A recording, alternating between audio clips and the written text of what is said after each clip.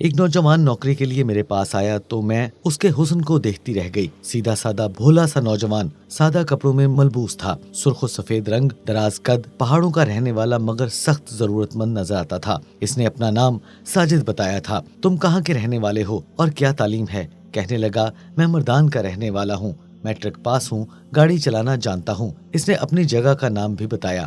میں نے کہا، شام کو سابقہ ملازم کے متعلق کاغذات لیتے آنا، میرا بیٹا دیکھ لے گا۔ میرے جواب دینے پر وہ وہاں سے چلا گیا، مگر میرے ذہن پر اپنے شگاف لہجے کے گہرے نقوش چھوڑ گیا۔ مجھے بیوہ ہوئے 14-15 سال گزر چکے تھے، تب سے ابھی تک کسی مرد میں دلچسپی محسوس نہیں ہوئی تھی۔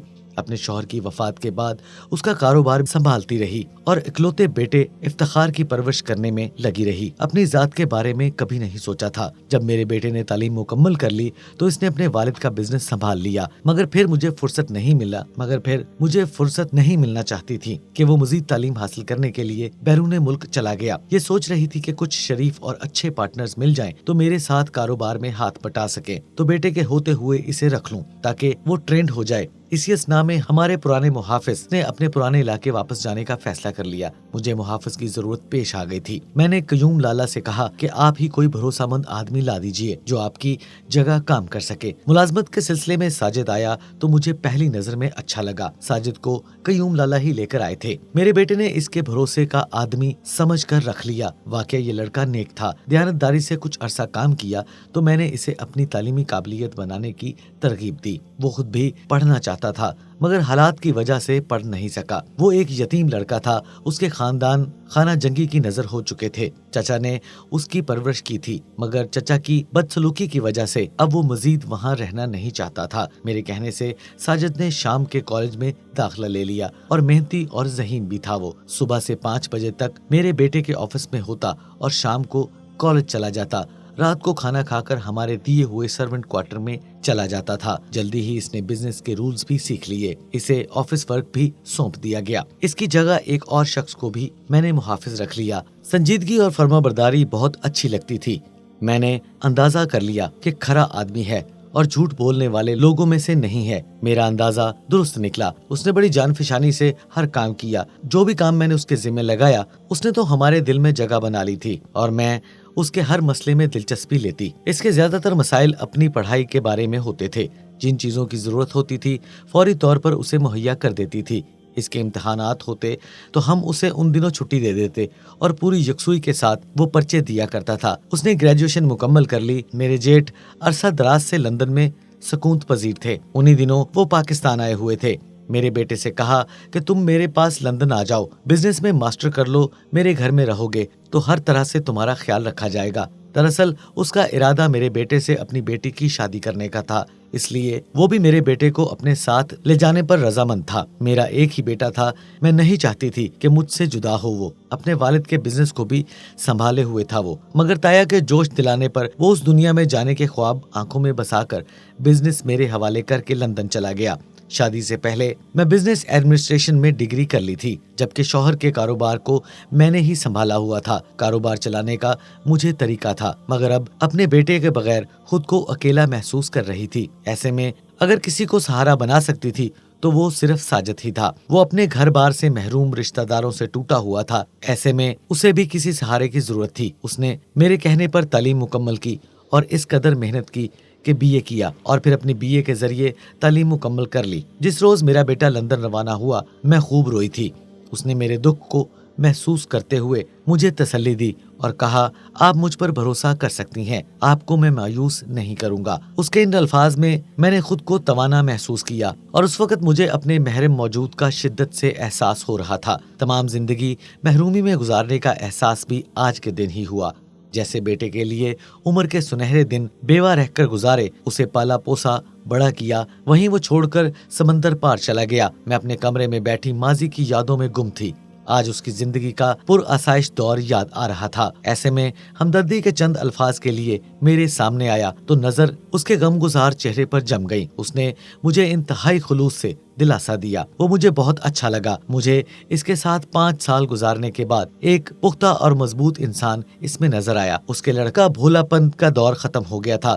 وہ ایک پر اعتماد مرد دکھائی دے رہا تھا۔ میرے دل میں خواہش ابھری کہ میرا غم بانٹ لیں اور ہم خوب اچھی طرح باتیں کریں، लेकिन मेरे और उसके दरमियान फासला था। उसे पार करना उसके बस की बात नहीं थी, ना ही मेरे बस की। वो मेरा मुलाजिम था, मैं मालिक थी। उस दिन के बाद मैं हर तरह से उसका ख्याल रखने लगी। वो मुझे पहले से ज्यादा मेरी फिक्र करने लगा। कई बार सोचा कि अगर मैं बेवा होने के बाद एक बार फिर से नई जिंदगी के बारे में सोचती तो यकीनन इस तरह के नौजवान के साथ ही अपनी जिंदगी का दोबारा आगाज करती। वो औरतों का एहतराम करने के साथ साथ दिलसोजी से गमगुसारी का सलीका भी जानता था। मगर जिंदगी के इस मोड़ पर, जबकि मेरा बेटा जवान था, मेरी उम्र 43 साल की थी, इस तरह की आरजू करना दीवानापन का ख्वाब था। अब ये सोच मुझे किसी तरह भी जेब नहीं देती थी। एक लम्हे का तसव्वुर कि मैं अपनी जिंदगी दोबारा से शुरू करूं, मुझे ख्वाब दिलाने को काफी था। मेरी और साजिद की उम्र में बहुत फर्क था। वो उम्र में मेरे बेटे के बराबर था, उसकी उम्र 22 साल की थी। ताहम जब उसने एक मजबूत मर्द की मानद मेरी गमगुसारी की तो मुझे उसके तहफ्फुज़ का एहसास हुआ, जो कि किसी भी औरत को दरकार होता है जब वो अकेली और बगैर मजबूत सहारे की जिंदगी गुजार रही हो। अगरचा दौलत भी एक सहारा होती है, मगर वो इतना मजबूत नहीं होता। कभी कभी तो दौलत ही तन्हा औरत को बहुत ज्यादा गैर महफूज बना देती है। इन दिनों साजिद मेरा ख्याल रख रहा था। मेरे दिल में उसके लिए फितरती जज्बात पैदा हो रहे थे, जो मेरी उम्र की औरत को जेब नहीं देते और जो एक बच्चे की माँ बनी हो और बेवा हो। मेरी सब आरजुएं अधूरी की अधूरी रह गईं। अब जबकि अपनी जिम्मेदारियों से जागी तो मेरे अंदर की सोई हुई औरत बेदार हुई। कभी सोचा काश मेरी कोई और भी औलाद होती, कभी सोचती कि मैंने अपना घर क्यों नहीं बसाया। आज मेरे इर्द गिर्द मेरे अपने तो हैं, और जब साजिद आमदनी का हिसाब किताब देने आता तो मेरे सामने बैठा होता तो मेरी कैफियत अजीब होती थी। किस तरह से अपनी कैफियत बताती कि मैं दोबारा अपना घर बसाना चाहती हूँ। अब समझ में आया कि क्यों बेवा को दोबारा घर बसाना चाहिए। लोग कहते हैं कि बेवा से शादी करना कोई जुर्म नहीं, और मैं इन बातों से बेजारी महसूस करती थी। मुझे गुस्सा आता था कि बेवा होना कोई जुर्म तो नहीं है, मेरे पास सब कुछ तो है, मुझे किसी की जरूरत नहीं। मगर अब लगता है कि औरत का हर हाल में हकीकी सहारा उसका जीवन साथी होता है। एक रोज हम गाड़ी में सब्जी लेने के लिए मार्केट में जा रहे थे। कार एक जगह सिग्नल बंद होने के बाइस रुकी। एक बूढ़े आदमी ने गाड़ी पर हाथ रखा और हाथ हिलाकर कहा, कुछ दे दो। मैंने 50 रुपए दिए और उसने कहा, आपकी जोड़ी सलामत रहे। मैंने हैरत ज़दा नजरों से साजिद को देखा और वो भी शर्मिंदा हो गया। तभी उसका खफ्त मिटाने के लिए मैंने कहा, तौबा है, ये बेकारी भी अनहोनी बात कर देते हैं। अब इस उम्र में भी कोई औरत ब्याह कर सकती है भला? वो बोला, क्यों नहीं, माशाल्लाह आप किसी तरह भी ज्यादा उम्र की नहीं लगती, जबकि अपनी इक़दामात की वजह से आपसे उम्र में ज्यादा लगता हूँ। उसकी ये बात सुनकर मेरे दिल में मुसर्रत का दरिया बहने लगा। मैंने कहा, इंसान को स्मार्ट रहना चाहिए, अपने आप का ख्याल रखना चाहिए। साजिद, तुम काम में ऐसे मगन हो गए हो कि तुम्हें अपना होश नहीं है। कहने लगा, मगर ये बात करके वो खुद शर्मिंदा हो गया। इसने मेरे खफ्त को दूर करना चाहा। मैडम, सही बात है, आप वाकई अपनी उम्र से 10 साल कम लगती हैं। बस रहने भी दो, तुम मुबालगा आराई से काम ले रहे हो, मुझे गलत फहमी में मुब्तला कर रहे हो। मैडम, मैं तो हकीकत कह रहा हूँ। अब भी आप शानदार हैं, खुद से बेशक गाफिल रहती हैं। आपने जिंदगी में क्या देखा है? आप तो सिर्फ अपने बच्चे की परवरिश और मुस्तकबिल की फिक्र में रहती थीं।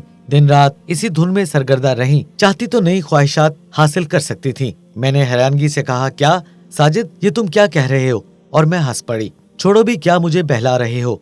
नहीं नहीं, इसे एहसास हुआ कि वो हद से बढ़ रहा है। तभी उसने कहा, मुआफी चाहता हूँ, शायद आपको मेरी बात नागवार गुजरी हो। न जाने बेख्याली में क्या कह दिया। ये बात नहीं है, मगर तुम ही सोचो कि आज कमसन लड़कियां घर में बिन ब्याहे बैठी हैं। मुझ जैसी लड़की से शादी कौन करेगा?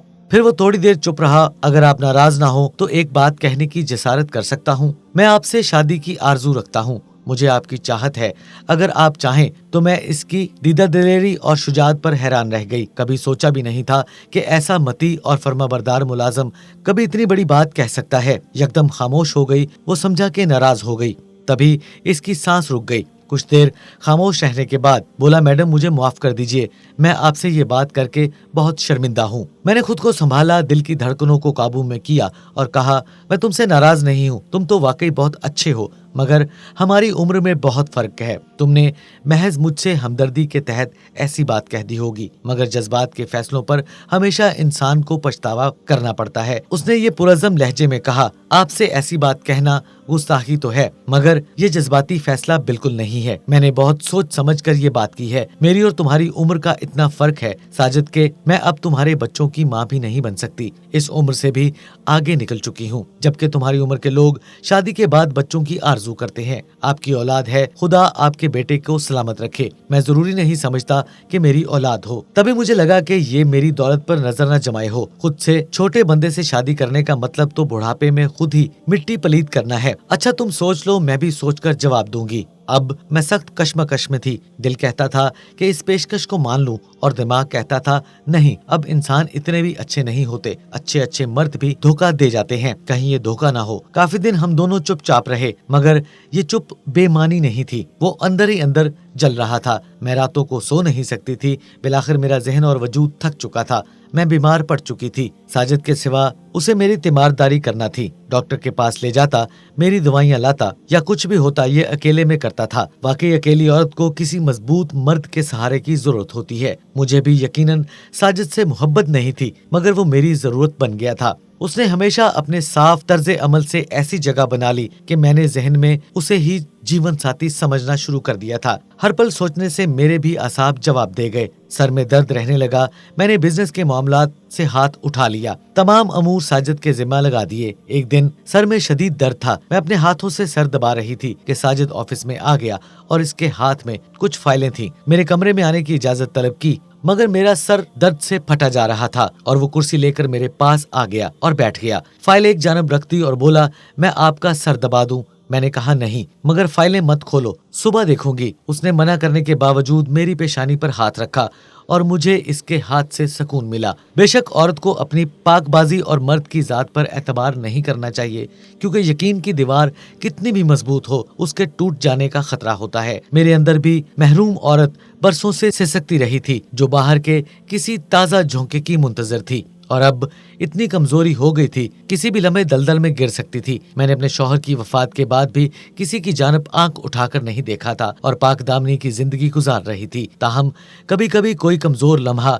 इंसानी जिंदगी के सारे रियाजत को तराश कर रख देता है। बस मैंने आंखें बंद कर ली, यूं जाहिर किया कि इस वक्त साजिद भी कलाम करने की ताकत नहीं है। साजिद ने जान लिया कि मैं इस घर की छत के अपने ऊपर गिर जाने के डर से सहमी पड़ी हुई हूँ, लिहाजा इसने माजरत चाही और चला गया। मैडम, आपकी तबीयत ठीक नहीं है, आप आराम कर लें, मैं सुबह फाइलें चेक करवा लूंगा। वो अगले रोज नहीं आया और उसके बाद मैंने उसे फोन किया। वो बोला, आज ऑफिस से आपके पास आ जाऊंगा, तो आप आराम कर लें। मैं भी यहाँ मसरूफ हूँ, ऑफिस में काम ज्यादा था। इसका लहजा इस कदर सपाट था कि मुझे लगा कि अब मेरी मुलाजमत छोड़कर चला जाएगा। उसे मेरे खौफ और परेशानी के बावजूद आगाही थी कि अब वो इतना तजुर्बाकार हो चुका है कि किसी और अच्छी कंपनी में मुलाजमत उसको मिल सकती थी। शाम को वो मेरे घर आया, कुछ कागजात पर दस्तखत करवाए, वो भी मैंने कर दिए। तब इसने कहा, मैडम, आपने मेरी दरख्वास्त का जवाब नहीं दिया, शायद इतने अहम फैसले से डरती हैं। आपको मुझ पर एतबार नहीं। कोई बात नहीं, इस बात को भुला देते हैं, जैसे हमारे दरमियान कोई बात हुई ही नहीं। मेरे असाब मजबूत और सोच मुतवाजन है। आप भी अपने असाब मजबूत रखिए, आपके बिजनेस पर और आप पर असर अंदाज ना हो। इस गुफ्तगू से मेरा दिल और जहन पर छाए बादल छट गए, मगर इसका ख्याल दिल से नहीं गया। ना चाहते हुए भी मैंने कहा, मुझे सहारे की जरूरत है। मेरे बेटे को खुदा सलामत रखे, मगर वो अपनी नई जिंदगी में गुम हो गया है। मुझे मालूम है, मैं वाकई अपना घर बसाना चाहती हूँ, मगर तुम्हारे बारे में सोचती हूँ कि तुम्हें इसमें खसारा होगा, जबकि मुझे नहीं। मुझे भी खसारा नहीं है। वो बोला, मैंने बहुत सोच समझकर फैसला किया है। तो ठीक है, मगर अपने बेटे से क्या कहूँगी? उसकी उम्र में मैं शादी की तलबगार हूँ। आप अपने जेठ को कहिए, वो यूरोप में है, वहाँ ऐसे मामलात में लोग और तरह से सोचते हैं और वो आपकी मदद करेंगे। बड़ी हिम्मत के बाद मैंने अपने जेठ को फोन किया और उसको अपने मसले से आगाह किया। उन्होंने कहा, आप शादी कर लो, आपके बेटे को मैं संभाल लूंगा, मगर बिजनेस की मालिक आप ही रहेंगी, किसी और को मालिक नहीं बनाएंगी। जेठ की इजाजत से मैंने साजिद से निकाह कर लिया। उन्होंने मेरे बेटे को बाद में आगाह किया, मगर वो इसे इस बात से मना न कर सके कि माँ की दूसरी शादी को कबूल करता। वो सख्त बरहम हुआ और उसने मुझसे कता कलामी कर ली। कुछ अरसे बाद पाकिस्तान आकर बिजनेस अपने नाम करवा लिया। वो मुझे सिर्फ मकान और जेवरात देकर तमाम सरमाया खुद ले गया। बेटे को बिजनेस का सरमाया देकर मैं खुश थी, मगर काश वो मुझसे राजी होता, क्योंकि मेरे सरमाए का लालच साजिद को नहीं था। उसे एक और जगह अच्छी मुलाजमत मिल गई थी। दूसरी शादी करके मैंने अपने बेटे को खो दिया। अगर मैं निकाह ना करती तो बेटा नहीं खोती। मुझे साजिद से कोई शिकवा नहीं। उसने उम्र के फर्क के बावजूद वाकई मुझसे सच्ची सच्ची मोहब्बत की, मेरा इतना ख्याल रखा कि जरा भी तकलीफ नहीं दी, मगर मेरा दिल उसकी सारी मोहब्बत पाकर भी सुकून में न रह सका, क्योंकि जिस बेटे की जवानी सुनहरे दिनों को कुर्बान करके मैंने उसे परवान चढ़ाया था, आज मुझसे मिलना भी उसे गवारा नहीं है। शायद मेरा दूसरा निकाह इसके लिए किसी जुर्म से कम नहीं था। सच्ची वॉइस के मोअज़्ज़ज़ नाज़रीन ग्रामी, ये तो थी हमारी आज की कहानी जो हमने आपके गोश गुजार की। हम उम्मीद करते हैं कि आपको हमारी आज की ये वीडियो जरूर पसंद आई होगी। अगर आपको हमारी आज की ये वीडियो पसंद आए तो हमारे इस चैनल सच्ची वॉइस को लाइक शेयर सब्सक्राइब जरूर कीजिएगा और इसके साथ लगे घंटी के बटन को प्रेस करें और ऑल नोटिफिकेशन भी ऑन कर दें, ताकि मुस्तकबिल में भी आपको इसी तरह की दिलचस्प कहानियां सुनने को मिल सके। अपने अज़ीज़ व क़रीब और अपने वालिदैन का बहुत सा ख्याल रखिएगा। इंशाल्लाह अगली वीडियो में दोबारा से मुलाकात होगी। तब तक के लिए अल्लाह निगहबान।